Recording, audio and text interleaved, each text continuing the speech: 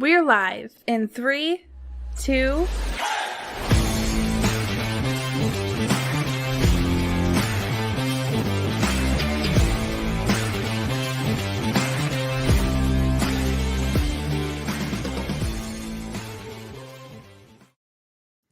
Welcome into LeatherBrainz episode 199. Slapdog here. I am back on the microphone.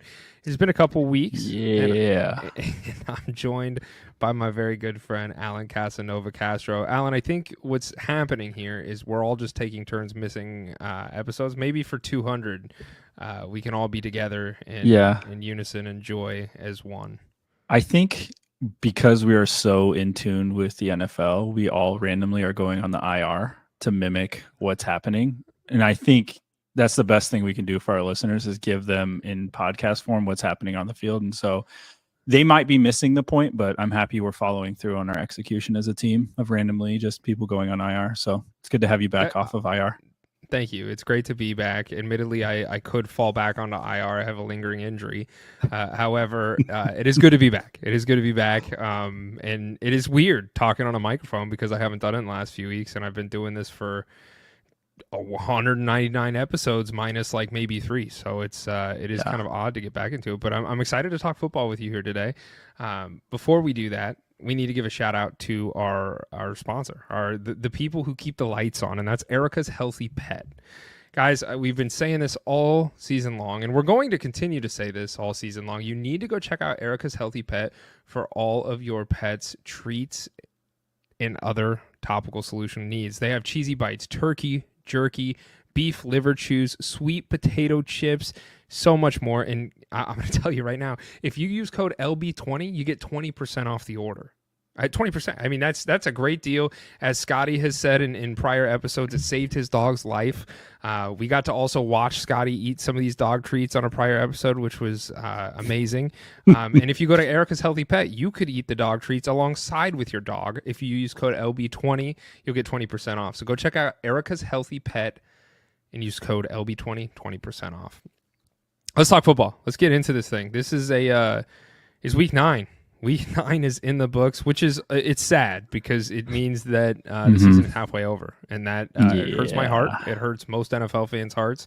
The season's going by way too fast, and really now things are starting to get fun. And you have said before on this show, and I think it's kind of been a trend because I think about last season and the season prior.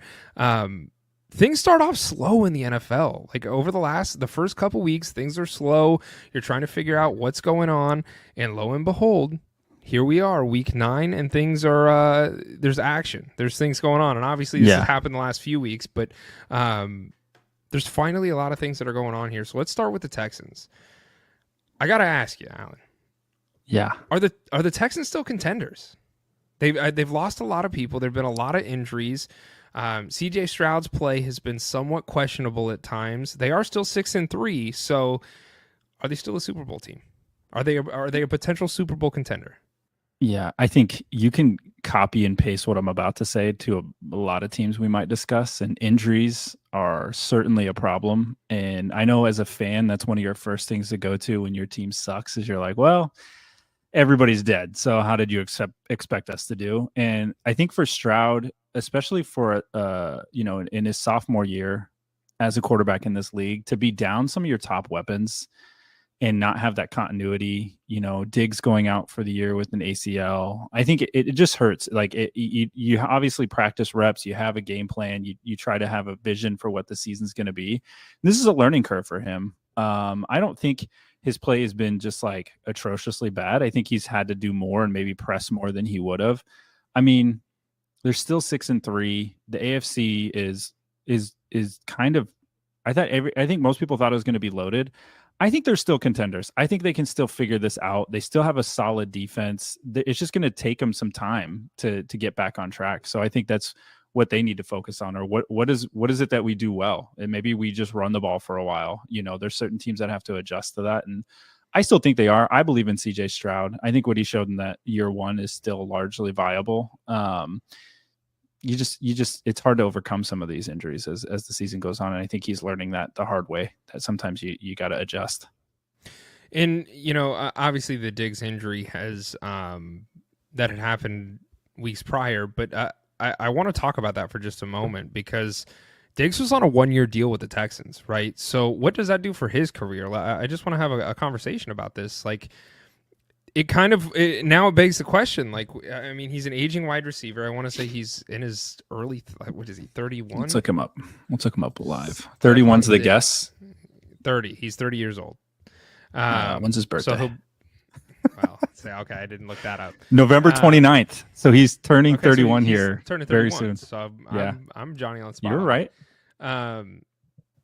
And obviously, like there are still, wide receivers who contribute at an older age. I mean, Tyler Lockett comes to mind for sure. But like you start to see a downward trajectory of a career, and the age is certainly in play at this point.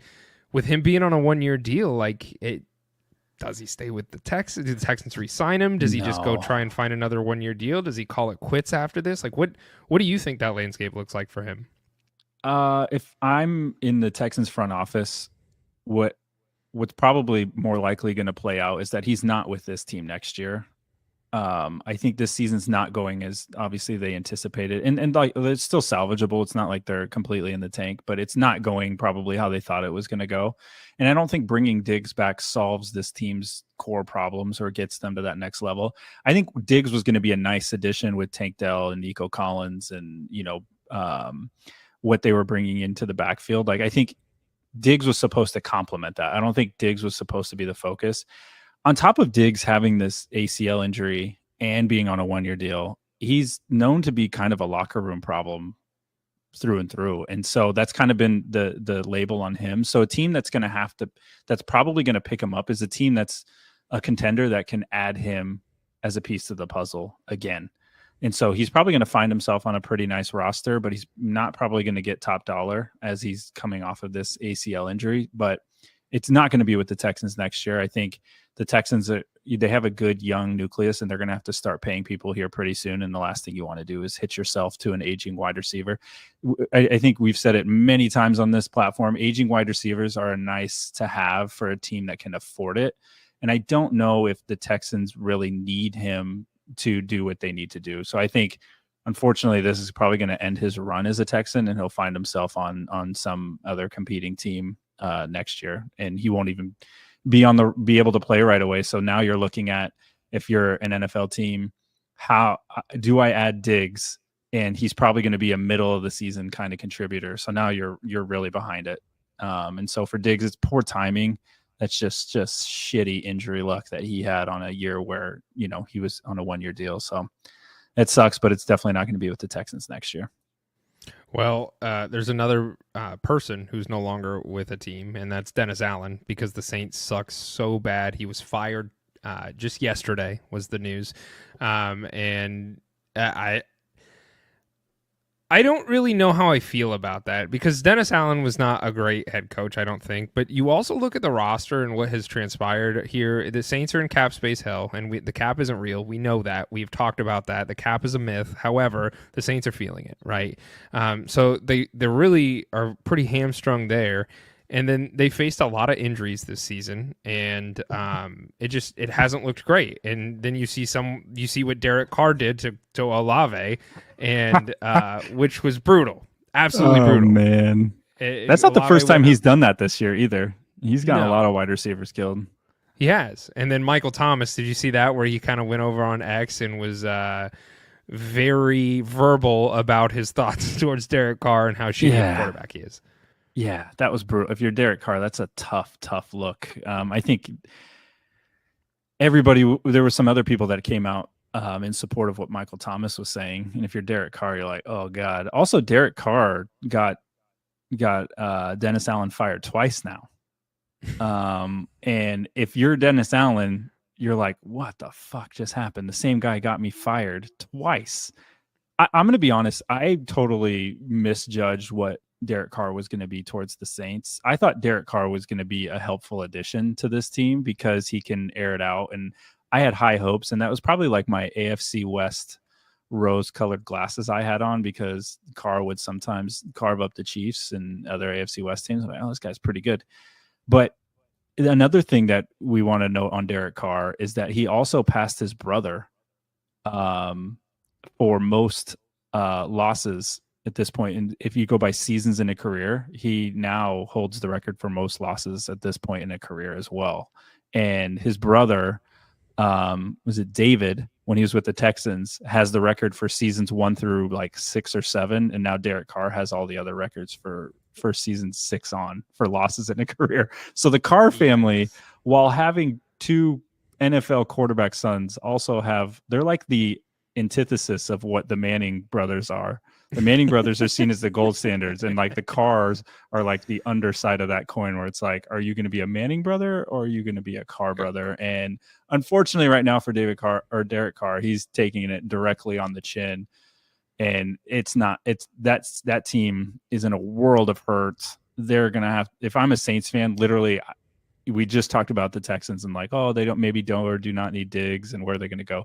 If you're a Texans fan, even as bleak as it's looked right now, you still got to thank God you're not the Saints at this point, because you're basically like, I don't know, do you just cryogenically freeze me and I check in like 5 years, or what do we even do here? Because it's not looking good for any of the near-term solutions.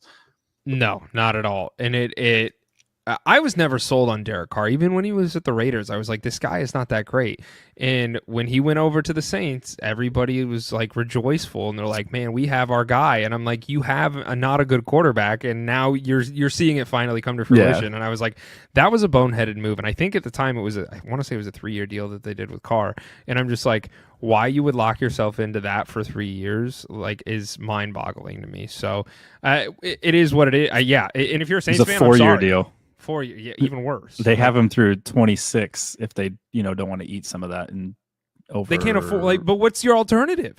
Like, I don't know, man. What's the alternative? Because there isn't anything great. And I mean, aside from Kamara and Olave, that team is pretty depleted. And it doesn't sound like Olave. Olave his brain scrambled enough that he might not even show back up to the facility. It's there's obviously.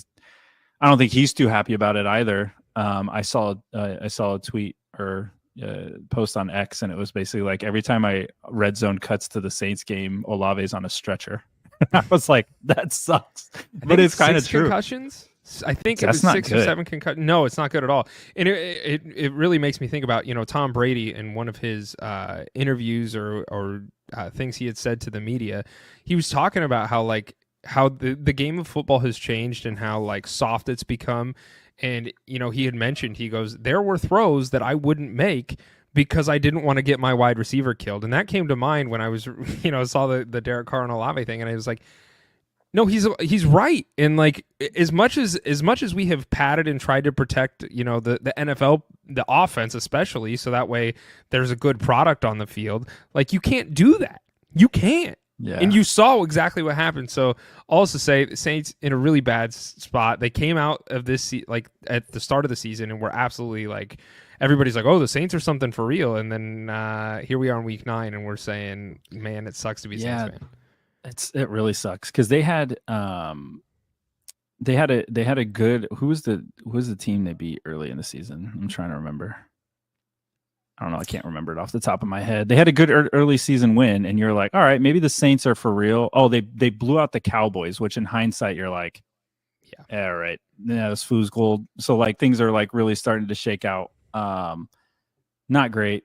But hey, almost beat the Eagles. Almost beat the Falcons. And then it started to kind of go downhill from there really quick. Not good. No, not at all. And another team that is kind of what's going on with them is the Dolphins. I mean, the Dolphins lost to the Bills this week on a 61-yard game-winning field goal from the same kicker who missed an extra point earlier in the same game. So I don't know about the future of the Dolphins either. What are they, 2-6? And like, that's a really tough spot to be in for a team that obviously they lost Tua to start the season. He's back now. The game was a really good game against the Bills. It was a good game. Like I mentioned, it did come down to that game-winning field goal. But do you just start selling pieces at this point? Because you're 2-6. It's looking more and more bleak for you to even try and make a wild card push at this point. And you have an aging wide receiver receiver in Tyreek Hill. Tua's mind is scrambled. That I've heard some chatter, seen some chatter that, you know, Mike McDaniel's on the hot seat and they're trying to get him out of there. And it's like, what is going on there with the Dolphins? I know. This is the rough part about the NFL, because it's such a what have you done for me lately league, and you got to win, right? You have to win. You have to show that there's some progress. I mean, look at it. It was a 61-yard field goal from Tyler Bass. It wasn't like it was a chip shot. Like, they had to take a risk. The Miami defense, you know, kind of showed up because, you know, up until this point, Josh Allen's been moving the ball.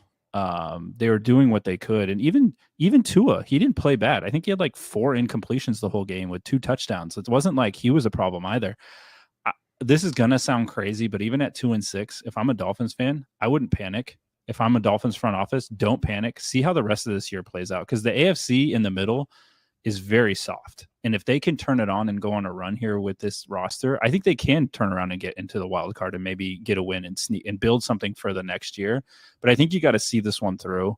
And that's tough to do in the moment, because in the moment you're like, fuck this. We're 2-6. We're not winning anything. Everybody's dead. Screw this. But like, Tua didn't look bad. The rest of the team didn't look bad. The Bills are really good. The Bills have been really good. And you lost on a 61-yard field goal in Buffalo. That is nothing. Like, there is no moral victories, but I think in a game where a lot of people, and I know even on this podcast where we went through the where we're in our pick'em, where everybody took the Bills. Like, we thought this was going to be totally one-sided. We thought this was going to be a typical Miami Buffalo game where the Bills just like run roughshod over the team and everybody scramble. That's maybe when I would have panicked. But this team looked pretty good in Buffalo. I would hold on even at 2-6. I would earmark this and say, let's see how this plays out down the stretch, because I think they're good enough to win a lot of these games and sneak in. But you just gotta move beyond this one and take the things that you did well and then see how the rest of it shakes out. I think really where the Dolphins failed was not getting a competent backup quarterback. I think like you knew going into the season, and obviously last season Tua didn't have any of the brain scrambles. He looked fine. He was fine, but you knew that was a looming issue that could represent itself, and it did. And then that's why you're sitting here at 2-6, is because your quarterback situation was absolutely horrid. So I think the front office really failed the Dolphins to begin this season, because they don't have a good backup quarterback. And it's like you had Joe Flacco as a potential. You had a couple different options that you could have done to help secure yourself in the event that you do lose Tua, because that is an issue and will continue to be an issue as long as he's your quarterback. Why would you not get yourself a half-decent backup quarterback? That's a great point. If you're the front office, why did you not hedge your bets against a backup? I agree. And we've said that about a lot of teams, that Flacco was sitting there, you know, and he's more than capable to hold a team together for a few weeks while you figured it out. I agree. And that's where I'm thinking, if you're a Miami fan now, you just gotta hang tight. And that's the toughest thing to do, because you just gotta live through all the memes and shit talk for a week until you get another Sunday to prove yourself. But I agree. I didn't think of that angle, but you're absolutely right. They should have 100% invested more in an area where they knew they probably were going to have a deficiency or have some outage with Tua.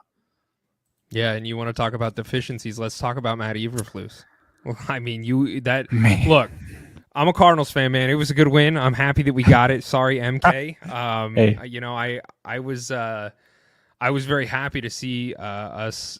I don't want to say stomp the Bears, but that we handed it to them half decently, and it was a good win. But Matt Eberflus, I've been calling for this guy's head since last year. In I think Bears fans are finally. I think they were at that point at the end of last year as well. I think that the illusion or the excitement of Caleb Williams kind of dulled that chatter a little bit. Yeah. But I think we're right back where we were last year, except now you have a team that on paper should be electric, aside from the offensive line maybe, but should be really great and is not clicking like they should, given the amount of talent that this roster has.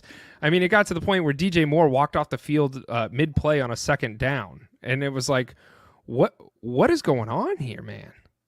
Yeah, that looked like an NHL play where you just do a line change in the middle of a play, and you're just like, all right, well, I'm going to sub off you. Somebody else come on in and see what happened. Literally, it was like second down, and he just walked off the field. I think, to me, you could point to anything on the field, but that is the most damning piece of evidence that I would have if I'm Chicago's front office about where this team is going. It it looks like a dumpster fire. It appears to be a dumpster fire. There was one drive that I think was like 10 plays, 10 yards or some stupid thing with penalties and all that. Like, it was just an atrocious drive. And if you're a Chicago fan, the one thing that you have to be just totally pissed about is you had the answer in your hand. You literally had a head coach there wanting to come to your team that many people were pining after, and he ends up going to the Chargers. You had Harbaugh. You could have paired Harbaugh with Caleb Williams. He could have totally done it his way. Look at your biggest deficiency as a team right now. It's your offensive line. You just said it. Where does Harbaugh want to make all of his hay? The offensive line. And he could have at least gotten a Band-Aid fix for this team to make it somewhat competent this year, to get some promise. Right now, you don't have like any promise. You have a quarterback that's probably losing confidence week by week. You have wide receivers walking off the field. DJ Moore was also on a radio show, and they asked him, has Eberflus lost the locker room? And he says, I want to say no. And then he goes on to give like a long-winded answer. And it's like, that's not good. That's exactly where you don't want your team to be. You can be losing games, but like, now you just know when you watch on Sunday that team just does not give a shit. And that's the worst thing, because these people are investing. If you're a fan, you're going to the game. That's a lot of money. These things aren't cheap. And, that's totally disheartening if you're a Bears fan. And I know MK took to Twitter, and he was pretty sad about it. And I mean, he has every right to be. I think they should have hired Harbaugh, paired him with Caleb Williams, reset everything. And we all knew Eberflus wasn't the answer, but now they're just paying for it with the whole season. Well, yeah, and what a dumb question to ask DJ Moore. Like, what are you supposed to say there? Like, do you come out and say, yes, he has 100% lost the locker room? Because what kind of situation does that put you in? So yeah, the long-winded answer is yes, he absolutely has, but I can't sit here and state that because it's going to make me look bad. So, but yeah, where do you go from there? And like, where do the Bears go from there? Let me ask you this: does Eberflus make it all season long, or do they finally cut him? No, they're going to have to fire him. I mean, there's one thing that you don't want to have happen is it's starting to hit your wallet. And if the Bears fans are one of the most loyal fan bases on the planet, those they will show up in a blizzard. And if they stop showing up because Eberflus is the head coach, they will 100% make a switch and they'll fire him and do something to kind of kickstart this team and give some sort of hope. Because right now you can't even sell hope. No. Sometimes when you're a young team and you're losing, you can sell hope. You can't even sell that right now. You're just selling this, come watch our shit product because our head coach is completely incompetent. That's basically what you're saying. And if you can't, you got to get rid of them to try to kickstart that. And I think they're dangerously close to doing that. I would expect it. We've seen Dennis Allen go for less, in my opinion. And sure. So I think you got to get Eberflus out of there. I agree with that. Smells like maybe a Ben Johnson move. Get a little Lions Bears rivalry going, eh? You might as well. Yeah, might as well. It's got to be better than what they got. I agree. Let's pivot over here and talk about the Browns and the Chargers game. In our kickoff karaoke last week, we had all picked the Browns to beat the Chargers, and Scotty said over and over again that this team is overrated and that the Chargers, in fact, his quote, not mine, suck ass. And then we go on to say here, is Scotty a moron or is it just the Browns? And I'm going to share the Chargers record this year, or not the record, but I'm going to share the games that they have won. The Chargers have beat the 2-7 Raiders. The Chargers have beat the 2-7 Panthers. The Chargers have beat the 5-4 Broncos. They beat the 2-7 Saints, and they beat the 2-7 Browns. So while the Chargers record might look good on paper, when you start looking at it, I mean, all these teams are pretty bottom of the barrel teams. And Scotty said he stands by what he said. He said the Chargers are so overrated and they're propped up by a ridiculously easy schedule. So also to say, are the Chargers fraudulent? Are they the F word? Winning in the NFL is hard. So it's easy to point to the schedule and say, well, these aren't good teams. Your strength of schedules. This isn't college football. College football, that holds more weight because generally, if you have a shitty record, you're probably a shitty team. But this is the NFL. Everybody's getting paid out there, and they won the games that were on their schedule. And do I think the Chargers are the best, team in the world? No. Do I think they look like a playoff caliber team? No. But the fact of the matter is they're winning, and that's all you really need to do in this league is just win. And they're doing that. They might be beating up on the bad teams, but sometimes you don't beat up on the bad teams. Sometimes they get you. And so that's tough. You could even point to a team like the Chiefs who are undefeated that people, including myself, feel like have a lot of holes. Do they look like world beaters? No. Are they winning games? Yes. And that's all you can do. And overrated's tough. I think they're properly rated. I don't think anybody's pulling up the Chargers and being like, "Oh fuck, don't want to play those guys." Like they look mighty difficult. No, I don't think anybody's saying that. But they're a well-coached team. They will get you if you're not on your A game, just like any team in the NFL can. And Herbert is still serviceable, one of the top quarterbacks in the league. He has all the talent in the world. And so while I At what get the point does that narrative change? I'm curious to know for Justin Herbert, because like somebody that comes to mind as a potential comparison is Trevor Lawrence, right? Because we make excuses for these quarterbacks about how they have all the talent in the world. They are, they're great quarterbacks. They just haven't been in the right situation, or they haven't had the right players around them to make them succeed, or they haven't had the right coaching. And at the end of the day, I mean, Justin Herbert has not done a lot. And that's not to say he's not a good player, but like if you look at the stat sheet and you see like, okay, have the Chargers made the playoffs? Have they done this? Have they done that? And same thing for Trevor Lawrence and the Jaguars. Like, at what point do we stop making this protecting these quarterbacks and saying, no, they're not the issue? Do they not share some of this blame? And obviously the Chargers are, they do have a new head coach. And so that kind of buys them some grace, and the Chargers are winning games. And like you mentioned, it's any given Sunday. It is not easy to do over and over again. However, their schedule has been pretty fluffy so far this season. I agree. I don't know. It comes to mind as like, and Doug Peterson is another guy who's probably on the hot seat for good reason. But we make arguments for some of these quarterbacks sometimes when at the end of the day, they're still not getting the job done. And I think that also needs to be noted. I agree. Doug Peterson, I think we had the over-under on like 2 weeks, and I think we all lost that bet, by the way, because I thought we all thought he'd be fired by now. Yeah, Justin Herbert's tough. I think what you got to break it down to is kind of the eye test. And I talked about this, last week, is that I have a difficult time with the current state of the NFL and how fans view it, especially on like social media, because all anybody ever does is just box score watch. They're just like, oh, he didn't throw for 300 yards and 3 touchdowns. Oh, he must have had a terrible game. And it's like, what fucking game are you watching? This is a team game. Like, the quarterback can only do so much. Josh Allen threw his first interception last week, and the first thing everybody did was point to, oh, it wasn't his fault.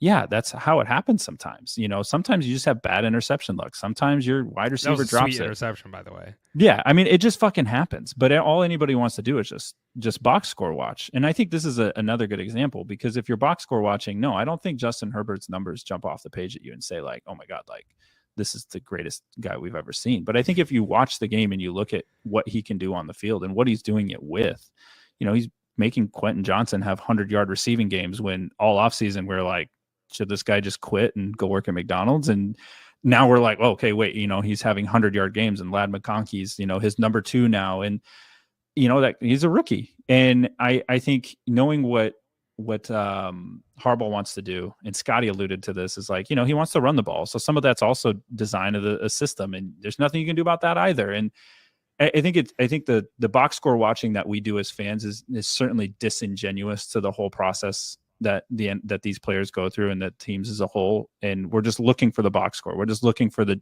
numbers and fantasy football and all this stuff. And it's like, so no, I don't think they're apples to apples when you talk about Trevor Lawrence and you talk about Herbert, because I think the eye test will tell you, no, it's not the same. And I think if you completed a roster that was exactly the same for both quarterbacks, and you said, all right, this team has Herbert, this team has Trevor Lawrence, so everything else is exactly the same, I think 95% of the people would take Herbert because of the eye test, and I think what he brings to the team overall.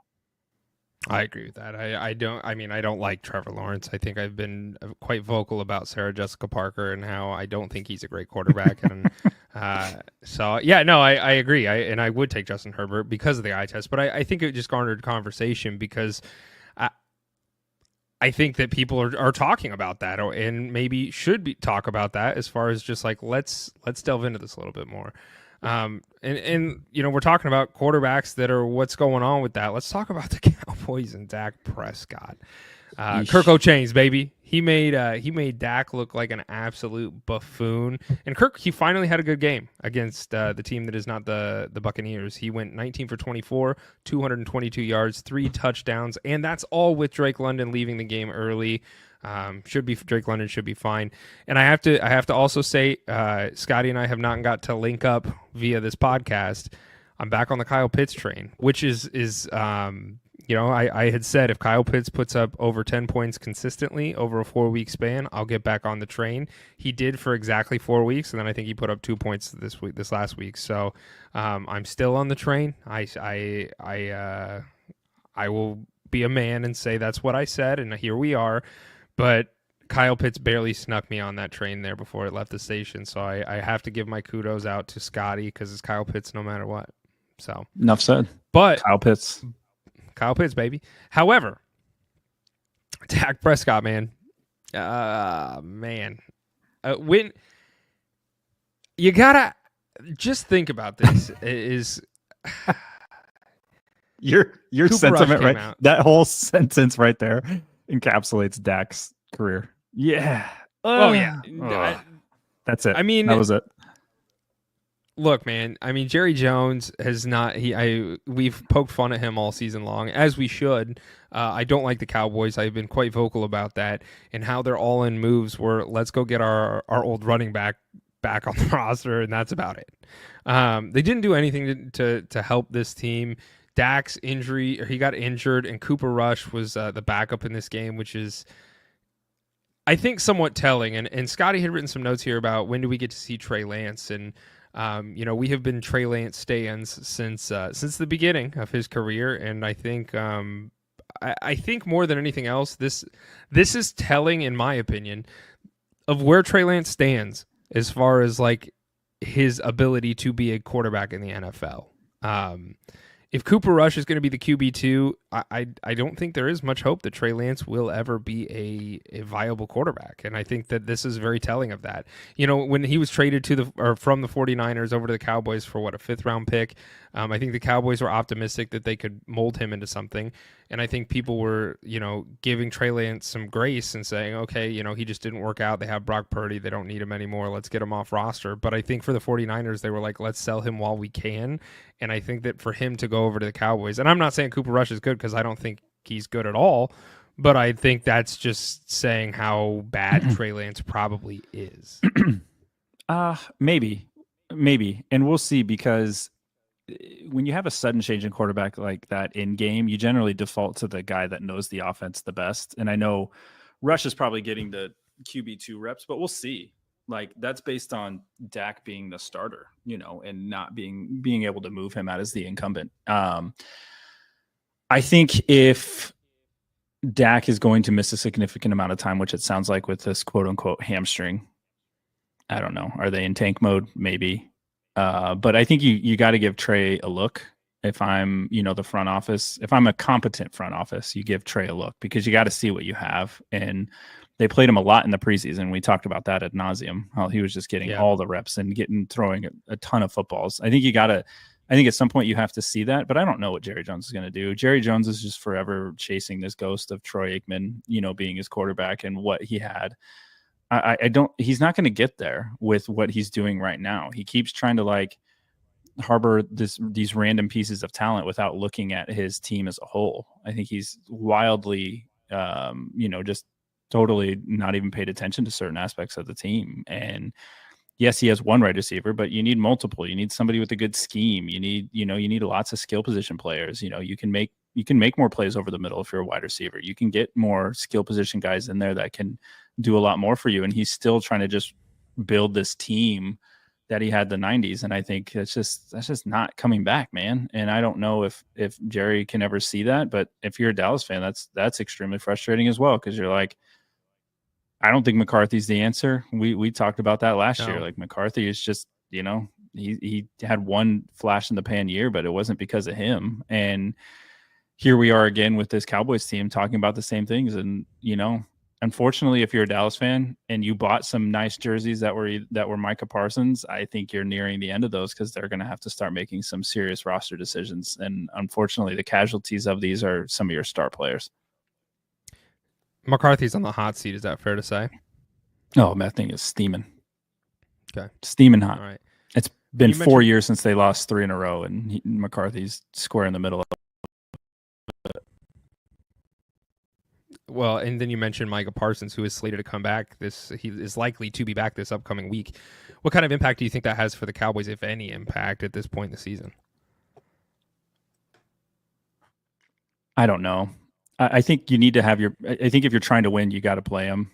I don't know of the impact because that's not their problem necessarily. Is that line? It's the secondary and it's their offense's ability to score. Like those are their 2 major problems when you talk about a team that has that big of a gap of need. I think that pass rush becomes a luxury. So I don't know what they do with that. I obviously want to have your guys on the field, but even Parsons before the injury, like he was kind of a no-show. And I don't know if that's a culture thing, if that's, he can see the writing on the wall. Like, why am I going to kill myself if we're just going to lose anyway type mentality, which I totally get. I can empathize with. So minimal impact is my stance on Parsons returning. Okay. Let's talk about the Raiders because they lost to the Bengals this week. They got stomped. And they still gave up the Bengals still gave up the second most points to the Raiders offense. And the Bengals defense has been an issue all season long. It has not really been their offense necessarily, but their defense has looked absolutely atrocious.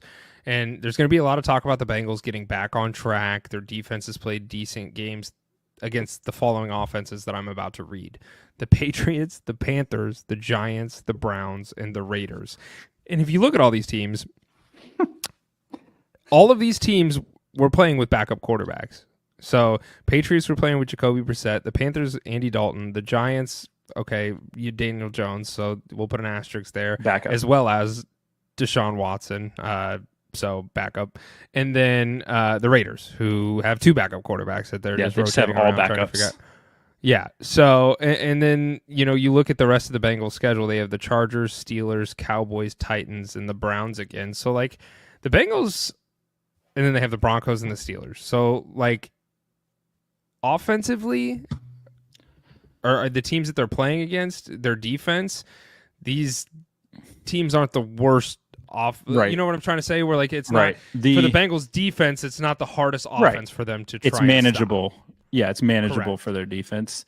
The only thing from a Bengals perspective is you didn't leave yourself any room for error with the start that you had. You have to win these now. Like, these become must wins. You can't have any stumbles. In the NFL, the stumbles happen. Like, you're going to lose to teams that maybe you weren't supposed to. So now they can't mess up on any of these.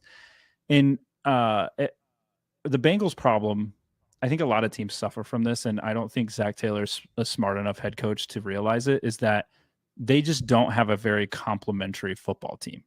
Their offense is heavily predicated on, let's chuck this deep to Jamar Chase and pray to God this works. We're going to throw it 1,000,000 times because that's what we have to do, because Joe Burrow is one of the top quarterbacks in the league. We have one of the top wide receivers in the league.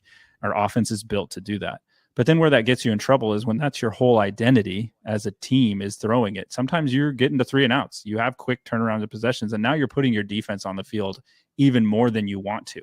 So you actually, in a sense, start highlighting your biggest weakness, which is your defense. So, I think if you're a Bengals fan, you want to find some more balance. While it looks great to have, Joe Burrow throwing it that much, and that's your whole offense, I think you'd love to have a little bit more balance there with Chase Brown. So from a defense perspective, I think this is what Joe Burrow was alluding to when he had that press conference where he's like, hey, we just got to win some of these games. And I think that's largely what I mentioned earlier with the Dolphins. It's kind of the same mentality. Like, the AFC in that middle is up for grabs. I fully expect the Bengals to win a lot of these and be back in the playoff picture by the end. But they got to start figuring out a way to play a little bit more complementary football, because that aired out style doesn't really fly in the winter. When you talk about some of the AFC places they might have to go, they're going to have to solve that before they get there. Otherwise, they're going to have a quick exit, even if they do make it. So that would just kind of be my overall advice. But again, winning NFL's hard. I get it. Those were soft defenses, but now you just got to go out there and take advantage of the schedule you got. Well, and you mentioned Chase Brown. I think some of this can, you can look at losing Joe Mixon and what that did for that team. And while Joe Mixon is kind of under the radar as far as how good of a running back he actually is. I mean, you look at his usage with the Texans and how the Texans are utilizing him, and like he is a workhorse bell cow for them, and he's doing tremendous. And the Bengals went and got Zach Moss, and they had Chase Brown. Zach Moss is out now, so it's really Chase Brown, and I think that that's kind of it's showing of how they aren't able to run the ball as effectively as perhaps in years past they were with Joe Mixon, who was both usable as a pass catcher and a running back. And so just something that comes to mind as far as like you aren't playing some of that complementary ball that you kind of need to in order to set yourself up for success. I agree. So agree 100%. But do you think the Bengals are back? You do think that they will make the playoffs this year? Oh yeah, I think they're way too talented. Listen, I know being a Chiefs fan, I'm supposed to hate Josh Allen. I'm supposed to hate Joe Burrow because that's kind of what the whole mentality is. But they're two amazing athletes. They're great quarterbacks. They should be in the playoffs, especially this year. The AFC is not that difficult this year, and I fully expect that Joe Burrow will get them enough W's to get there in the end. Now, like I said, they just got to find that balance if they want to actually win some of these playoff games. Sure. Before we get off our kickoff on kickoff karaoke, I just briefly want to talk about how badass Saquon Barkley is. Was that the most athletic thing we've ever seen? God, like for those listening, real quick, if you haven't seen it, go look it up because Saquon does this drag half spin, then to a full spin to juke a defender, and then as he does that spin, he turns around and hurdles a defender backwards. He literally jumps backwards over the guy.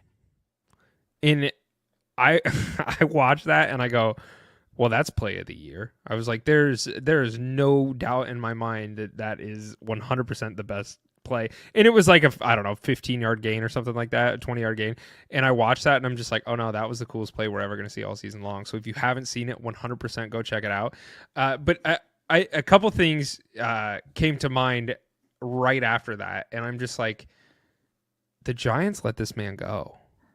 Like the Giants just were like, you know what? We're not going to pay this guy. Like, let's let him go somewhere else. And I'm like, wow. And it, like the icing on the cake is it was to a division rival. And it's like, how do you do that? Like, how do you let that man, that talent just walk out the door and be like, you know what? We appreciate your time here. You're welcome to leave. Yeah, I think the Giants kind of got more egg on their face because of that they were on Hard Knocks. So that was very public and we could see it all as well. Because the owner was like, we better not lose him to the Eagles or I might die or whatever the hell he said. And you're like, well, be prepared to die because now you just lost him to the Eagles and now he's jumping over people backwards and making like all-time NFL plays. That's the worst thing. If he just went to the Eagles and just like quietly was, getting like 70, 80 yards a carry, like, okay, nobody's going to say anything. But he's in an Eagles uniform now, juking people and jumping backwards. Literally things we haven't seen people successfully do to that caliber. And he's like 230 pounds. Like he's a big boy and he's out there doing this. And that's the worst thing. I will say, if there's another team that should be more the firing squad, just like the Giants are, it's the Titans letting go of Derek Henry, who is just as beastly as he was before. And nobody's giving the Titans as much shit as the Giants are because they're both shitty teams and they need all the help they can get. So nobody's talking about the Titans. But I think if you're going to talk about two offseason moves, you're like, damn, you let go of guys. And I think Derek Henry, they thought, okay, he's on the back nine. Like he's probably hitting the clubhouse and done with his career. I think that's exactly what they thought. He looks just as good. He looks amazing. He looks amazing. And I think that I give the Titans maybe just a hair more grace than the Giants solely based on the fact of exactly what you just said, where I think the Titans were thinking that Derek Henry was going to be on the end of his career. And all signs are indicating that he's probably still got some gas left in the tank because he's absolutely killing it with the Ravens right now. So yeah, I wanted to bring up Saquon because that play, he's a beast. And could you imagine being that defender where like you lowered your shoulder, you're gonna take him out, and then all of a sudden you're just like, what the fuck just happened? You're staring at his nameplate and he jumped over you, and you're probably for 5 seconds he was like, what the actual fuck just happened? I saw guys really cool. I saw some I saw some videos of guys talking about it and like, this man has a wife and kids. Could you imagine having to go home and be like, well, another man just jumped over me backwards? So, oh man, rough. Brutal. That's the most athletic thing I think I've ever seen, though. Yeah, no, it was incredible. Let's go over to kickoff karaoke. So if anybody does not know what kickoff karaoke it is our season-long pick'ems. And the whole shtick here is we're keeping track of how many wins we're getting, and whoever has the least amount of wins here at the end of the NFL season will have to sing the national anthem live for all of you over on X before the Super Bowl. So the current standings, Scotty is in first place with 22. Alan, you are bringing up second place with 18, and I am kicking it down here at the bottom of the bucket with 14 wins. But I think I did earn. I think I'm 1 point up after I picked the Cardinals, and I think you both picked the Bears, if memory serves. Yeah, you got one on both of us. I'm climbing back. I'm trying. You're in my eyesight. Scotty's dude. It's me and you. I think because his fantasy team totally shit the bed, the NFL gods are probably going to do him a solid and let him through the kickoff karaoke. So that's what it seems like. It's gonna be near you. So we'll start out. We have the Bengals at the Ravens as our first game this week. Alan, as our second in command, I am going to let you pick first here. And the Ravens are 6-point favorites. Yeah, this is a stinky line for a Thursday night game. Thursday night games are always weird because you don't get the full prep. It's a quick turnaround. You know what? I'm gonna do this. I'm gonna take the Bengals. I was not impressed with how the Ravens handled the Broncos offense. Bo Nix, we didn't talk about this today, but I thought he looked really, really good. I think that game was going to be even uglier had Bo Nix not put some drives together at the beginning. While I think the Ravens just kind of leaned on the Broncos at the end, these Thursday night games are weird. I expect it to be a little bit more lower scoring, but I think Joe Burrow does enough to keep it within that 6. I think the Ravens could still win this one, but I think it's going to be very low scoring, and I like the Bengals to move the ball on the Ravens in this game.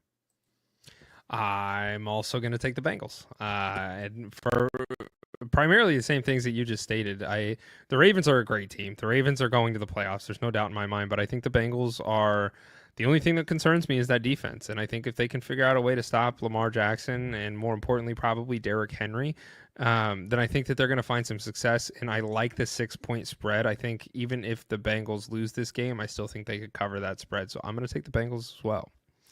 Yep, agree. Scotty's not giving us any of his picks. So yeah, I don't know what the hell happened there. Yeah, I don't either. So let's move over to the Steelers at Commanders. The Commanders are 2.5-point favorites. I am going to take this one, and I'm going to say the Commanders are going to run with this. I do think the Commanders are going to win this game. The Steelers' defense is the only thing that is impressive about them. Their offense struggles very frequently. Russell Wilson's back in the fold, so things could get a little interesting. But the Commanders are nothing short of electric. I do believe that Jaden Daniels is going to come out there, sling the ball like he has been, and I think it's gonna. I think this really comes down to for the game for me is the Commanders' offense versus the Steelers' defense, and I'm gonna bet on Jaden Daniels. I think the Commanders are gonna cover the 2.5-point spread. Yep, I think that's a good. This one was a tough one for me. But there's a certain point of the season when, we just clicked over daylight savings. Things are a little bit darker. Things are getting colder. And it also signals the time where you can't bet against Mike Tomlin when he has enough tape on somebody. So I'm going to have to roll with just kind of my gut instinct and intuition and say Tomlin's going to have some things figured out for Daniels, and he's going to make it tough for him. I like the Steelers getting the 2.5, even though it's at Washington. I think it's that time of the year. It's like you start hearing Mariah Carey Christmas songs, you stop betting against Mike Tomlin. I don't know. We'll see if that plays out in this game. We'll see if those two things are true. A correlation there, but I love that. All right, next game we have the Eagles at the Cowboys. Eagles are 6.5-point favorites. Maybe Trey Lance comes out. Who knows what the heck's going to happen there? Alan, who are you taking here? Eagles and Cowboys with the 6.5. You could have given. I think you could tease that if you're actually going to go bet on this. I would almost tease this up to 9 for the Eagles. Give me the Eagles here with 6.5. That feels like easy pickings. I think this line is going to move a lot. The Cowboys. I mean, listen, we just talked about, the possible return of Parsons, the the secondary's in shambles. AJ Brown dodged a serious knee injury. It looks like he's going to be okay. You got Saquon jumping over people backwards. The Eagles hate the Cowboys. I think this is go time for them to put one on the Cowboys and love every second of it. I couldn't agree with you more. I'm also going to take the Eagles for everything that you just mentioned. I think this is a cupcake spread. So give me the Eagles. I'll be as generous enough to say that 9.5 points spread, and I still think that might be generous because the Cowboys are going to be atrocious. Last game we have here on the slate is the Lions at the Texans. Lions are 3-point favorites. You already know what I'm rolling with, baby. It's Dan Campbell season. The Lions are going to win this game. They are going to do it by more than 3 points, I do believe. Even without Aiden Hutchinson, I was concerned, right? And I haven't really got to vocalize this a whole lot because I have been absent from the show for the last few weeks. But there was some concern with, Aiden Hutchinson. He is the heart and soul of that defense. He is. I love watching Aiden Hutchinson play. He's absolutely dominant, and he is he's the guy for that defense. And they really, are certainly missing him. Don't get me wrong, but the Lions' defense is still holding strong. They're doing incredible, and I do think this is a really fun game. I love this matchup because the Texans are very frisky, and they're missing some key pieces there. But the Lions they're a Super Bowl contending team, and I do think that they're going to beat the Texans here by more than 3 points. Yeah, we didn't get a chance to talk about the Lions and Packers, and I thought that was just a tremendous win to go into Lambeau and do what they did. It was very publicly stated how that was their first outdoor game of the year. Everybody's giving them shit. Listen, it was we're a Lions podcast when we get past our teams. I don't care what Scotty says. Like Dan Campbell, hell yeah. The way he's changed that culture in Detroit, the things he's done for that team to pick them up. I watched him handing out the game ball to his team, and it was just like the way they rally around each other and the way they played in Green Bay told me a lot. I didn't think the Lions were going to do it. I thought it was going to be the classic Detroit fumble in Green Bay. Also taking the Lions here, depleted Texans team, 3 points in Houston. Lions are back indoors. Like, I think this is all shaping up for them. I don't think Dan Campbell's going to let anybody off the hook now. I think he's going to keep rolling. So give me the Lions as well, -3. Let's roll, baby. Let's roll, baby. That is all the time we have. I miss you, buddy. It's so great to do the show with you. Maybe one day we'll all three be back together in present. Maybe next week. That would be great. Yeah. Episode 200. That's a huge milestone for us, and we do appreciate all you brainiacs tuning in each and every episode. If you have not done so already, go check out LeatherBrainz.com. I am telling you all right now that there is no better place to get great NFL content for free. Yep. It's absolutely free. We have a great group of writers over there that are producing content daily. Go check out LeatherBrainz with a Z.com for some free content over there. As well as, once again, got to give a plug to our sponsor, Erica's Healthy Pet. Go check it out. Get some snacks for your loved one or your loved pets. And use code LB20 for 20% off. Alan, I appreciate you, buddy. This has been fun. I appreciate you. Let's get the heck out of here. We are out.